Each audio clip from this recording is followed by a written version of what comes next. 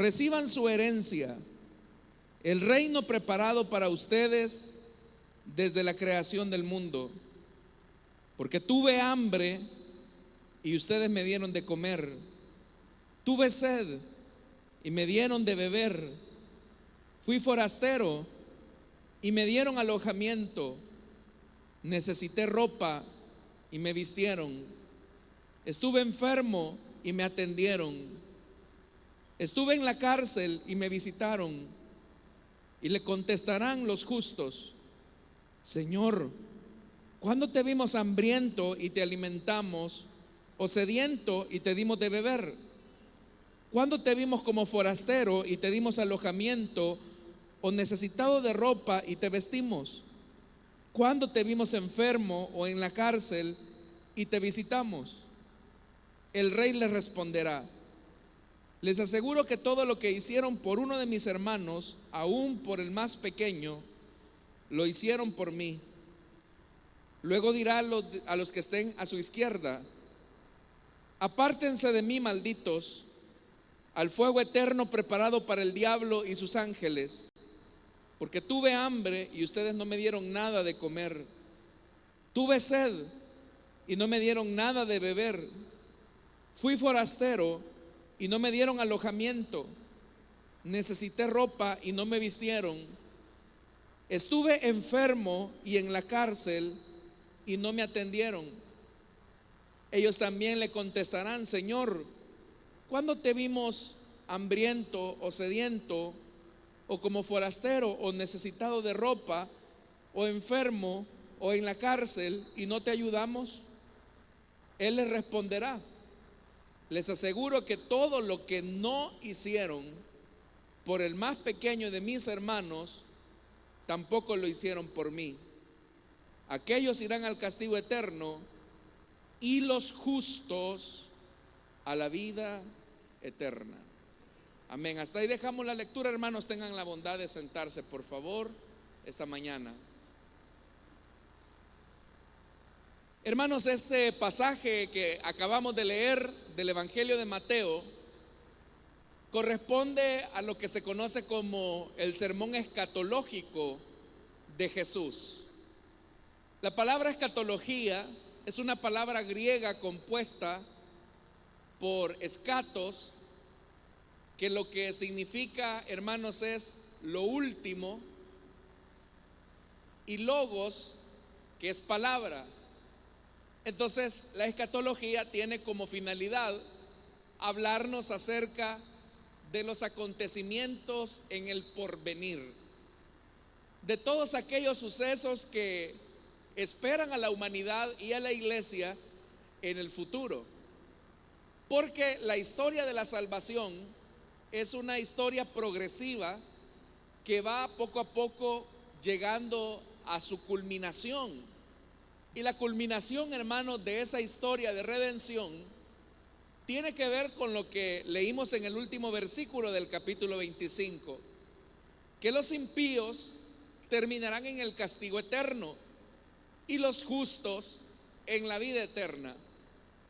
Dentro de la escatología cristiana, la fe, hermanos y hermanas, cree que la vida no se reduce a las pocas décadas que vamos a vivir en esta tierra, sino que los creyentes tenemos la certeza, la convicción, la verdad, que hay una vida que nos trasciende a esta temporalidad, a este momento presente.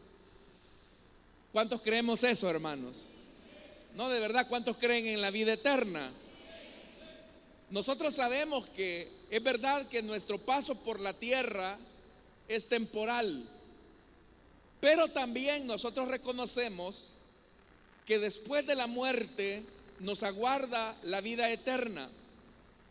Pero el Señor establece una verdad, y es que los justos son los que heredarán el reino de Dios y por lo tanto la vida eterna, y los impíos son los que tendrán como consecuencia el castigo eterno. Entonces, acá, hermanos y hermanas, es donde es importante preguntarnos qué es lo que para Dios resulta importante y que tiene una validez en la eternidad. ¿Qué cosas son para Dios las que dejan huella en la eternidad? ¿Y cuáles son aquellas que para el Señor son motivo de vergüenza y son motivo de enojo? Porque las palabras severas, hermanos y hermanas, con las que el Señor Jesús se refiere al tratar a los impíos de malditos, es una palabra muy fuerte. Entonces, ¿qué cosas son las que trascienden en la eternidad y que dejan huella en el corazón de Dios? Cuando nosotros, hermanos y hermanas, nos hacemos esta pregunta, es usual que se nos vengan varias ideas a la mente, como por ejemplo pensar o creer que las cosas más importantes o más trascendentes para Dios son aquellas que nosotros juzgamos como más importantes. Por ejemplo, una persona puede llegar a la conclusión, equivocadamente, que lo más importante en la vida es hacer cosas que sean populares, que generen alguna expectativa en el corazón de las personas y que a su vez, hermanos y hermanas, gocen de alguna fama o de algún reconocimiento. Por ejemplo, alguien podría llegar a la conclusión de que llegar a tener un ministerio internacional de renombre, donde muchas personas escuchen la predicación de la palabra a través de un ministro del evangelio, de un pastor, un evangelista, que son esas cosas las que van a trascender en la eternidad. Y eso puede generar en nosotros algún tipo de frustración, porque seguramente ninguno de nosotros probablemente lleguemos a tener un ministerio de fama internacional, un ministerio, hermanos y hermanas, que sea conocido a nivel mundial. Seguramente quizás no lo sé. Pudiera ser que Dios sí quiera eso con algunos de ustedes, no lo sé. Pero el hecho es que si nosotros, hermanos y hermanas, enfrascamos nuestra mirada en ese tipo de cosas, podemos perder de vista que para Dios lo realmente significativo no se encuentra en las cosas grandes, en las cosas que nosotros consideramos importantes. Otro quizás puede llegar a pensar que el éxito en la vida está en levantar un ministerio o tener iglesias multitudinarias. Y eso, hermanos, puede llevar a alguien que comienza la obra de Dios de decir, bueno, yo apenas tengo un grupo pequeño bajo mi responsabilidad, y llegar a creer que eso no es trascendente en la obra de Dios. Entonces, hermanos y hermanas, ¿qué es lo que para Dios realmente es importante? Porque una cosa es real: no todos los que estamos acá vamos a llegar a ser predicadores, pastores, evangelistas. Muchos de ustedes se desempeñan como profesionales en sus diferentes carreras. Algunos de ustedes son empleados, son madres de familia, amas de casa, y eso nos puede llegar a pensar que nosotros no estamos haciendo nada significativo por Dios. Pero ahora, hermanos y hermanas, Jesús nos da el parámetro de lo que Él considera como importante. En primer lugar, tenemos que decir que el que hará el juicio de lo que realmente es importante no somos nosotros, sino que el que va a determinar que si lo que hicimos o no es importante, es o no es valedero en la eternidad, es el Señor Jesús. Por eso dice el versículo 34: entonces dirá el Rey a los que estén a su derecha, vengan ustedes a quienes mi Padre ha bendecido. Lo primero es que los que están a la derecha son un pueblo bendecido. Dice, reciban su herencia, el reino preparado para ustedes desde la creación del mundo. Lo primero que se establece ahí es que hay un pueblo que es bendecido. ¿Y quiénes son ese pueblo bendecido? Aquellos hermanos y hermanas que, como lo dice ahí, están escogidos para recibir una herencia. Una herencia tiene como característica que es algo que uno recibe no porque haya hecho un esfuerzo, no porque haya trabajado para obtenerla. La herencia, hermanos y hermanas, es el resultado de que alguien trabajó por nosotros. En este caso, la herencia que Dios nos ha dado es por lo que Cristo logró por nosotros en la cruz. Todas las bendiciones que tenemos en Cristo son bendiciones, hermanos y hermanas, que las recibimos por gracia, por amor, no por el esfuerzo o el mérito humano. Como nosotros entonces hemos recibido por gracia la herencia del reino, eso genera en el corazón de los hijos de Dios una actitud, oiga lo que estoy diciendo, una actitud de agradecimiento. La actitud, hermanos y hermanas, corresponde al espíritu y a los valores de una persona. ¿Cómo ve la vida? Y vea, si usted entonces ha recibido esta herencia incorruptible o la va a llegar a recibir, eso en usted genera el agradecimiento a Dios.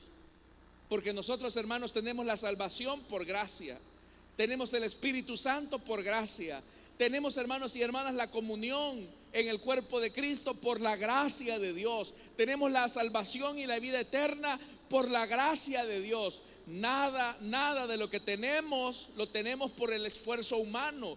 Todo es por la gracia y el favor de Dios. ¿Cuántos dicen amén a eso? Es por el Señor nada más. Nada hicimos nosotros. Pero eso genera en nosotros, o debería de desbordar en nosotros, una actitud que sea consecuente. Si yo he recibido una grande salvación, como dice el Nuevo Testamento, una salvación, hermanos y hermanas, que no tiene valor, en el sentido que es incalculable, eso debe de generar en nosotros una condición de agradecimiento. Y es acá donde el rey, el que juzga, determina qué es lo importante para él. Y vea lo que dice el versículo 35: porque tuve hambre y ustedes me dieron de comer. Tuve sed y me dieron de beber. Fui forastero y me dieron alojamiento. Cuando yo leo estas palabras, me sorprende, porque Jesús está diciendo: yo tuve hambre, yo tuve sed, yo estaba desnudo, yo estuve forastero, y ustedes me dieron de comer, me dieron de beber, me vistieron y me alojaron. Pero quiero que se detenga por un momento a reflexionar en esas palabras del Señor, porque en realidad los hambrientos éramos nosotros. Por eso es que Jesús dijo: yo soy el pan de vida, el que coma de mí no volverá a tener hambre ni sed jamás. Jesús dijo que Él era el agua de vida. Jesús lo dijo o no lo dijo. Y nosotros, hermanos y hermanas, éramos los sedientos, pero Él nos dio de su agua. Nosotros estábamos desnudos y Él nos cubrió. Nosotros no teníamos un hogar, pero vino Jesús: voy a la casa de mi Padre a prepararles lugar para que donde yo esté también ustedes puedan estar. Entonces, todas estas cosas que Jesús dice que nosotros hicimos por Él, Él las hizo por nosotros primero. Nosotros teníamos hambre, nos dio de comer. Teníamos sed, nos dio de beber. Estábamos desnudos, nos vistió. No teníamos un hogar, ahora tenemos como residencia y hogar la patria celestial. ¿Cuántos dicen amén a eso? Eso es una realidad para nosotros. Pero Jesús dice que lo hicimos nosotros con Él. Entonces, lo que yo quiero señalarle a usted es que el hecho de haber recibido una bendición como la salvación de una manera tan grande nos conduce a nosotros a reconocer cómo Dios obra en lo pequeño. Dios obra en lo pequeño. Piense por un momento en los orígenes del pueblo de Israel. La promesa que Dios le hizo a Abraham es: yo voy a levantar de ti una descendencia que no se podrá contar, como las estrellas en el firmamento, como las arenas que están a la orilla del mar. Yo te voy a levantar una descendencia grande, Abraham. Pero ¿cuál fue el origen de esa nación grande y numerosa? Un par de ancianos. Un hombre que dice la Biblia en la carta de los Romanos que ya estaba casi muerto, es decir, un impotente. Una mujer que siempre había sido infértil, una mujer estéril, dicho de otra forma, y una mujer envejecida. Entonces, ¿cómo es que el Señor fue capaz de levantar una gran nación a partir de un par de viejecitos? ¿Sabe por qué? Porque Dios siempre opera en lo pequeño. Si nosotros, hermanos y hermanas, pensamos en cómo se logró conquistar la victoria de Israel sobre un gigante que amenazaba el honor de Dios y del ejército israelita, no lo hizo a través de su rey llamado Saúl, que dice la Biblia que de los hombros hacia arriba él era el más alto entre toda la población. Dios logró la liberación de su pueblo a través de un muchachito pelirrojo, no con una gran habilidad militar, con una preparación militar, sino con una pequeña onda de pastor y una pequeña piedrecita. Dios nuevamente obrando en lo pequeño. Cuando pensamos, hermanos y hermanas, en el mismo hecho de la redención nuestra, el Señor viene a aparecer en una familia no de pudientes, no de adinerados, sino en una familia pobre de Belén. Una muchachita de 14 años, un hombre que se dedicaba a oficios varios. Dios nuevamente no escoge lo grande, sino que escoge lo pequeño. Y es ahí, en lo pequeño, donde viene a nacer el Hijo de Dios. Cuando Jesús vio la necesidad de aquella gran multitud que llegaba a escuchar su palabra, y Jesús tuvo compasión de ellos, porque sabía que de regreso hacia sus casas se podían desmayar porque no habían comido. Jesús les dijo: denles ustedes de comer. Le estaba diciendo a unos campesinos pobres que eran sus discípulos que le dieran de comer a una multitud. Pero aquellos hombres se pusieron a pensar: Señor, nuestras cuentas bancarias no nos permiten darle de comer a esta muchedumbre. Pero allí había un niñito que había llevado su merienda, unos cuantos pececillos y unos panes. Pero de esos panes y de esos pececillos el Señor logró alimentar a una gran multitud. ¿Qué es lo que quiero señalarle, hermano? Que Dios siempre se mueve en lo pequeño. Dios siempre manifiesta su poder en lo pequeño. Si pensamos también por un momento en el hecho mismo de cuando Jesús estaba en el templo y veía cómo las personas iban a depositar sus ofrendas en el arca de las ofrendas. Los ricos, hermanos y hermanas, iban a dejar a montones todo el dinero que ellos quizás tenían, pero que al final era lo que les sobraba. Eran grandes sumas de dinero, pero era de lo que les sobraba. Pero una pobre mujer, una viuda pobre, que no tenía que comer, llegó a depositar sus 2 monedas. Era, hermanos y hermanas, una moneda de muy poco valor económicamente hablando, pero para esa mujer lo era todo. Y eso impactó el corazón del Señor Jesús al punto que Él llamó la atención y dijo que esa mujer había dado mucho más que los ricos que llegaban a dar de lo que les sobra. Nuevamente, Dios moviéndose, admirándose por lo pequeño.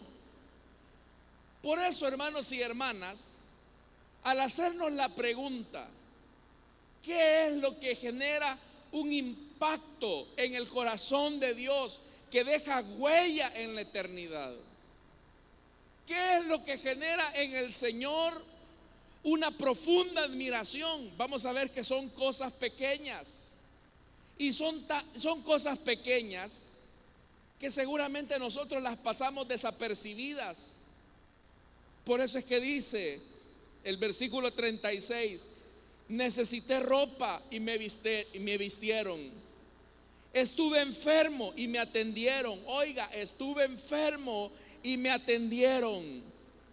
Estuve en la cárcel y me visitaron. Jesús nos está diciendo: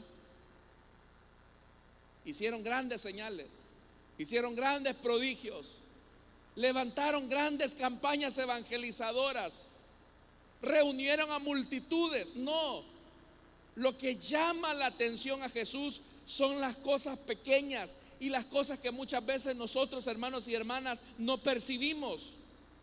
Porque a nosotros nos sorprende las plataformas, las multitudes, nos sorprende quizás los milagros, pero a Jesús no es lo que le sorprende, sino que a Jesús le sorprenden los pequeños gestos que demuestran que también nosotros recibimos aquello que damos. Y aquí hay un principio importante: nadie, oiga, nadie puede dar lo que no ha recibido. Nadie puede dar lo que no tiene. Nosotros podemos bendecir a una persona porque Dios nos bendijo a nosotros primero. Y esa es la lógica. Nosotros podemos cubrir la necesidad de alguien porque el Señor cubrió nuestras necesidades. Pero esa es la respuesta natural de los que reciben como herencia el reino de Dios. Aquellas personas que creen que lo que tienen, lo tienen por su habilidad, lo tienen por su inteligencia, lo tienen por sus conexiones. Son personas que se vuelven mezquinas, son personas que se vuelven egoístas, y que cuando hay una oportunidad para bendecir a Jesús, agradar al Señor, decimos: no, esto no es importante, o no, esto no es trascendente. Pero Jesús señala que son esas cosas pequeñas las que Él valora. Y dice el verso 37, como son cosas pequeñas, dice: Señor, ¿cuándo te vimos hambriento y te alimentamos? ¿O sediento y te dimos de beber? ¿Cuándo te vimos como forastero y te dimos alojamiento? ¿O necesitado de ropa y te vestimos? ¿Cuándo te vimos enfermo o en la cárcel y te visitamos? Señor, ¿cuándo lo hicimos que ni cuenta nos dimos? Y viene el Señor y les dice: miren, que ustedes no se hayan dado cuenta, que la gente a su alrededor no les haya enfocado una cámara, que no hayan habido flashes de fotografías, no significa que yo no me haya dado cuenta. Yo me he dado cuenta, dice Jesús. Y vea, dice el verso 40: el rey les responderá: les aseguro que todo, y todo es todo, todo lo que hicieron por uno de mis hermanos, aún por el más pequeño, me lo hicieron a mí. Entonces, hermanos, ustedes seguramente están haciendo cosas pequeñas que ni usted, que quizás yo no me doy cuenta, que quizás los hermanos no saben que usted hace, pero quiero recordarle las palabras del Rey que llevará a juicio cada una de nuestras cosas. Les aseguro que todo lo que hicieron por uno de mis hermanos, aún el más pequeño, me lo hicieron a mí. Cada vez que usted ayuda a una persona, pudiéndolo hacer, cada vez, hermanos y hermanas, que usted hace algo pequeñito para la obra de Dios, se lo hace al Señor. Sabe, en una ocasión, hermanos y hermanas, hablando con los hermanos servidores sobre lo que acabamos de hacer hace poco, la cena del Señor. Usted sabe, ¿verdad? Se colocan manteles, esas pequeñas copitas, y yo no me doy cuenta quién, por ejemplo, lava esos manteles, quién, por ejemplo, lava estas copitas. Sé que son las servidoras, pero yo no sé sus nombres, yo no los conozco, no las conozco a ellas. Y sé que hay hermanas que ese es un privilegio, aunque usted no lo crea, dentro de la iglesia, quién lava los manteles. Pero usted puede decir, ¿y qué privilegio va a ser ese de lavar esos manteles que cubren la mesa del Señor? Si eso lo puede hacer cualquiera. Sí, es verdad, lo puede hacer cualquiera, pero no cualquiera tiene la actitud de reconocer que detrás de esas cosas pequeñas, lo que hacemos, lo hacemos para el Señor. Hay hermanas, tal vez usted se habrá fijado, a veces se ponen flores naturales acá en la tarima de la iglesia. No es porque la iglesia los compre, son hermanas que de su corazón dicen: voy a poner este arreglo floral, no al pastor, ¿verdad?, sino que quiero hacerlo para el Señor. Y lo hacen, hermanos, desde mucho tiempo. Yo no sé quiénes son, solo sé que lo hacen. Pero esas cosas pequeñas que quizás el pastor no se da cuenta, todas esas cosas pequeñas se hacen para el Señor. Entonces puede ser que usted crea que lo que usted hace no es significativo. Puede ser que usted piense que lo que usted hace no es quizás muy importante, pero déjeme decirlo que eso que usted hace no pasa desapercibido del Señor. El Señor, que lo ve todo, lo valora y lo agradece. Hay una hermana acá que ella no tiene muchos recursos, pero se dio cuenta de la necesidad que había en la iglesia, de que algunas hermanas no sabían leer ni escribir. Ella no es maestra, pero dispuso una parte de su tiempo y me llegó a buscar y me dijo: hermano, fíjese que me he dado cuenta que hay un grupo de hermanas que no saben leer ni escribir, y yo quisiera enseñarles a leer y a escribir. ¿Me presta o nos presta un espacio para enseñarle a estas mujeres? Y yo le dije: por supuesto, hermana, hágalo. Y la hermana les enseñó a leer y a escribir a estas mujeres. Y el deseo de estas mujeres por aprender a leer, más a leer, era porque ellas querían leer la Biblia. Y una hermana que usted no la conoce seguramente se tomó esa atribución, pero eso pequeño que ella hizo por estas mujeres, se lo hizo al Señor. Entonces, cualquier cosa que pueda hacer, un vaso con agua que usted le dé a uno de sus pequeñitos, se lo hace al Señor. Tal vez usted no tenga un ministerio glorioso de sanidad, tal vez usted nunca logre levantar una gran cruzada evangelizadora donde reúna a miles de personas, pero seguramente, hermanos y hermanas, con el hecho de que usted comparta el evangelio a un niño de su comunidad, a una persona ahí en su barrio, usted está dándole alimento a aquel que lo necesita. Entonces, lo que quiero decirle a usted esta mañana, estimado hermano y hermana, es que todo lo que hagamos, siempre será percibido por el Señor. Si usted saluda a un niño, si usted atiende la necesidad de un niño, sé que aquí hay hermanos, usted no los conoce, pero le cuento, aquí hay hermanos que tienen apadrinando a niños de escasos recursos económicos y los tienen estudiando. ¿Por qué lo hacen? Porque tienen tanto dinero y les sobra y no hayan qué hacer con su dinero. No, no lo hacen por eso. Lo hacen porque se lo hacen al Señor. Cada vez que ayudan a una niña, lo hacen al Señor. Entonces, hermanos y hermanas, es tiempo de que valoremos las cosas pequeñas, porque esas cosas pequeñas son donde el poder de Dios también se manifiesta. Amén, hermanos. A veces las personas pueden tener ideas equivocadas y admirar a grandes hombres de Dios y decir: wow, cómo Dios usa al hermano, cómo Dios usa a este siervo, a este predicador. Pero seguramente, hermanos, el ministerio de algún hombre es efectivo porque hay ancianas que están orando por ese hombre, están levantando manos por ese hombre. ¿Quién cree usted que se va a llevar el crédito de eso? Nosotros nos podemos engañar y decir: al pastor ni le van a caber las coronas que el Señor le va a dar. ¿Qué, hermano? Seguramente el Señor a esas viejecillas de la iglesia les va a dar tantas coronas que ni le van a caber en la cabeza.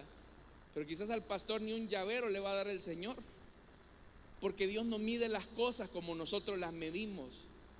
Él las mide en las cosas pequeñitas, en las cosas pequeñitas. Así que no importa lo que usted haga, si es pequeño o grande, pero sepa que se lo hace al Señor. Pero también ocurre el efecto contrario. Si usted no lo hace, se lo está haciendo al Señor. Si usted dice: es que esto para mí no representa un privilegio, se lo hace al Señor también, o no se lo hace al Señor. Tal vez ustedes recordarán, hermanos y hermanas, cómo los servidores al final de los cultos durante el periodo post pandemia, aunque todavía estamos, pero que había muchas medidas de bioseguridad, los hermanos se quedaban ahí limpiando las sillas, tratando la manera de desinfectarlas. No crea usted, hermanos y hermanas, que la iglesia les pagaba a ellos. De hecho, que nada de lo que se hace acá es por interés económico. ¿Por qué lo hacían ellos? Porque lo hacían para el Señor. Entonces no importa lo que hagamos. Puede ser que sea que le lleven un vasito con agua a usted, pero eso lo hacen para el Señor. Entonces, hermanos, ¿quiénes son los que van a heredar la vida eterna según Jesús? Aquellos que por gracia han recibido la salvación y que de la gracia recibida son capaces de darse a sí mismos por los demás. Yo le pregunto a usted: ¿en quién está invirtiendo usted ahora? Y no necesariamente tiene que ser un tema económico. A veces puede ser una inversión de tiempo.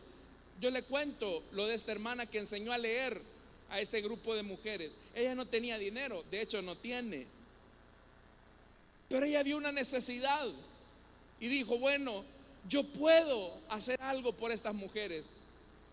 Y les enseñó a leer y a escribir, porque el deseo de estas mujeres era leer la Biblia, y ella vio esa necesidad. ¿Usted cree que hubo cámaras ahí que enfocaron cómo la hermana estaba haciendo esto? No, hermano. ¿Usted cree que le hicieron un reportaje? No. Pero delante de las cámaras celestiales, allá en la presencia de Dios, lo que esta mujer hizo tendrá su recompensa, hermanos y hermanas. Ese es el Dios de justicia que nosotros tenemos. Entonces usted puede pensar: nadie se da cuenta de lo que yo hago. No se equivoque, el de allá en los cielos sí lo sabe. Todo lo que hagamos para el Señor. ¿Se recuerda de Dorcas, hermanos y hermanas? ¿Qué dice la Biblia? Que le hacía prendas a las viudas. Ese era su ministerio. ¿Cuál era el ministerio de Dorcas? Tejer ropa para las necesitadas de la iglesia. Cuando esa mujer hizo falta, venían las viudas llorando por Dorcas y decían: mira, hermano Pedro, aquí está el vestido que me hizo esta mujer. Aquí está la sábana con la que yo me cubro en la noche, hermano. No era un ministerio grande, de grandes sanidades, pero era un ministerio que dejó huellas. Entonces no importa que lo que usted y yo hagamos ahora sea pequeño, pero en eso pequeño el poder de Dios se mueve, porque todo lo hacemos para la gloria y la alabanza de nuestro Dios. Yo le digo algo. Usted sabe que tenemos, hermanos y hermanas, un ministerio acá que funciona en la iglesia, en nuestro CDI. Bueno, en realidad tenemos dos CDIs. Tenemos el CDI acá en Santa Ana. Me equivoco. Tenemos 3 CDIs. Ya le cuento, no le había contado, pero son 3 CDIs. Tenemos un CDI acá en Santa Ana, un CDI en Chalchuapa, y recientemente una iglesia dijo: ya no queremos el CDI, y los niños quedaron en el aire y nos ofrecieron a nosotros: ¿quieren este CDI ustedes? Pues démosle, le dijimos. Y tenemos un CDI satelital aquí en la parte sur de la ciudad. Usted sabe, hermanos, los esfuerzos que la iglesia está haciendo para llevarle a estos niños no solamente una ayuda material, sino que también ayuda espiritual. Hay esfuerzos, hermanos, que usted no los conoce, y no conoce los rostros de las hermanas que están haciendo estos esfuerzos. Pero estas hermanas que están ayudando a más de 400 niños de esta iglesia lo hacen para el Señor. Entonces yo quiero preguntarle a usted esta mañana, y con esto termino: ¿y usted qué está haciendo para el Señor? ¿Qué está haciendo para el Señor? No le estoy preguntando si hace grandes campañas evangelizadoras, ya le estoy diciendo, pero usted puede hacer algo por el Señor. Recuerdo a otro muchacho que él igualmente le enseñaba a los niños a leer, que tenían dificultades para leer, y él se tomaba de su tiempo para enseñarles a leer. Eso pequeñito que se hace, el Señor lo valora, porque lo hacemos para el Señor. Si usted comparte para el Señor, pero también si usted es mezquino, si usted es devoto de la Virgen del Codo, también lo hace para el Señor, hermano. Así que Dios nos ayude a ser compasivos, porque lo que vale realmente en el reino de Dios es que todo lo que hagamos lo hacemos para el Señor. Amén, hermanos. Amén, hermanos. Que Dios nos ayude entonces, porque se pueden hacer cosas pequeñas. Ahí en su oficina, cuando usted escucha a su compañero en sus problemas, tal vez está escuchando a un hombre que necesita de Dios, y eso es pequeño, pero lo hace para el Señor. Que Dios nos ayude. Vamos a orar. Vamos a cerrar nuestros ojos.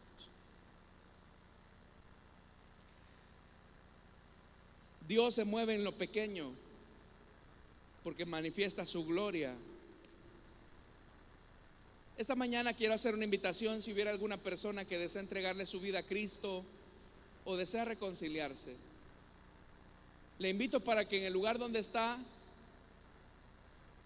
pueda ponerse en pie y vamos a orar por usted. Si usted desea entregarle su vida a Cristo o desea reconciliarse, póngase en pie. Quiero decirle que todo lo que hacemos para el Señor no pasa desapercibido.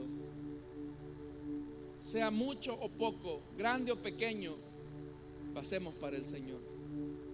Y en el día en que nuestras obras vengan a juicio delante de Él, el Señor dirá: por cuanto lo hiciste a uno de estos pequeñitos, a mí me lo hiciste. Así que si esta mañana hubiera alguna persona que desea tener a un Dios grande, que habita en lo pequeño, nosotros los seres humanos.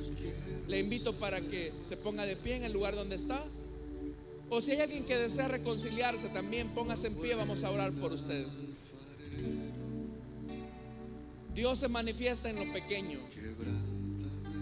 ¿Habrá alguien esta mañana que desea entregarle su vida a Cristo o que desea reconciliarse? Vamos a orar entonces, hermanos, porque el tiempo ha finalizado. Pero quiero que se guarde en su corazón: todo lo que usted haga, pequeño o grande, a su juicio, lo hace al Señor. Cuando usted ayuda a una persona que no le va a devolver el favor, lo hace al Señor. Cuando usted, hermano y hermana, extiende una mano a un niño, se lo hace al Señor. Cuando usted comparte su tortilla, lo hace al Señor. Y todo tiene su recompensa. Padre, gracias porque nos revelas en tu palabra que para ti las cosas importantes no son las que los hombres consideran trascendentes, sino que las cosas pequeñas son en las que tú te manifiestas. Ayúdanos, Señor, entonces a tener una actitud como la que tú tuviste con nosotros. Nosotros estábamos hambrientos, nos diste de comer. Estábamos sedientos, nos diste de beber. Estábamos desnudos y nos vestiste. No teníamos hogar y ahora nos has dado promesas de vida eterna. De la gracia recibida, ayúdanos a dar, porque por gracia somos salvos. Y damos de gracia lo que de gracia hemos recibido en Cristo Jesús. Ayúdanos entonces a ser el reflejo de tu luz. Amén y amén. Gloria al Señor, hermanos. Vamos a orar, pero en esta ocasión lo vamos a hacer por nuestras ofrendas y nuestros